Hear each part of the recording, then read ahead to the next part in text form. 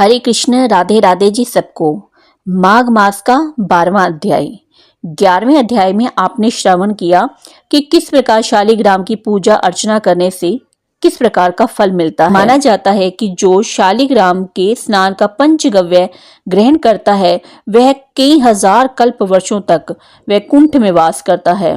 इसी प्रकार अब 12वें अध्याय की कथा आरंभ करते हैं, जो इस प्रकार है। यमदूत कहने लगा कि कोई प्रसंगवश भी एकादशी के व्रत को करता है वह दुखों को प्राप्त नहीं होता। मास की दोनों एकादशियां भगवान पद्म नाम के दिन होती हैं। जब तक मनुष्य इस दिनों में व्रत नहीं करता उसके शरीर में पाप बने रहते हैं। हजारों अश्वमेघ सैकड़ों वाजपेयी यज्ञ एकादशी व्रत की 16वीं कला के बराबर भी नहीं है। एकादशी के दिन व्रत करने से 11 इंद्रियों से किए गए सब पाप नाश हो जाते हैं। गंगा, गया, काशी, पुष्कर, कुरुक्षेत्र, यमुना, चंद्रभागा कोई भी एकादशी के तुल्य नहीं है। इस दिन व्रत करके मनुष्य अनायास ही वैकुंठ लोक को प्राप्त होता है।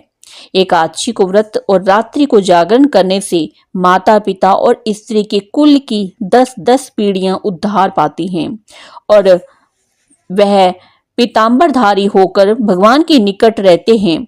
बाल, युवा और वृद्ध सब तथा पापी भी व्रत करने से नरक में नहीं जाते। यमदूत कहता है कि हे वेश्य, मैं सूक्ष्म में तुमसे नरक से बचने का धर्म कहता हूँ।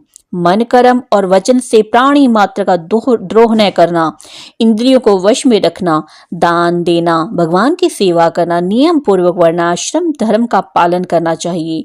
इन कर्मों के करने से मनुष्य नरक से बचा रहता है।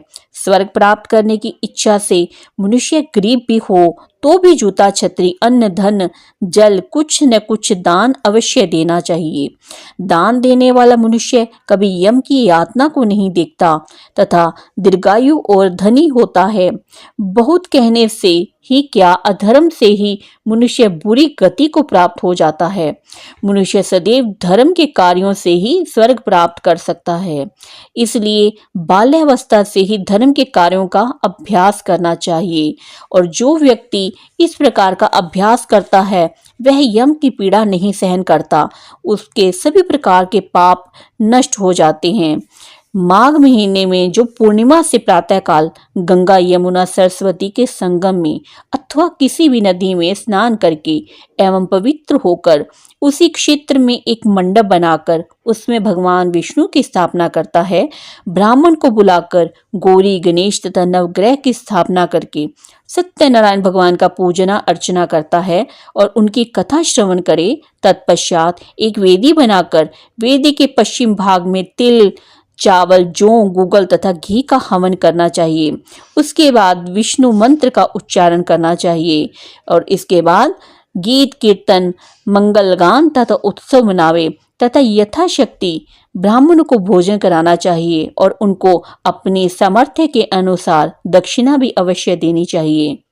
जो मनुष्य माघ मास में इस महात्म्य को पढ़ता और सुनता है तथा उपरोक्त रीति से उद्यापन करता है तो इस व्रत व उद्यापन से कुल से 7 जन्मों के किए गए संपूर्ण पाप नष्ट हो जाते हैं।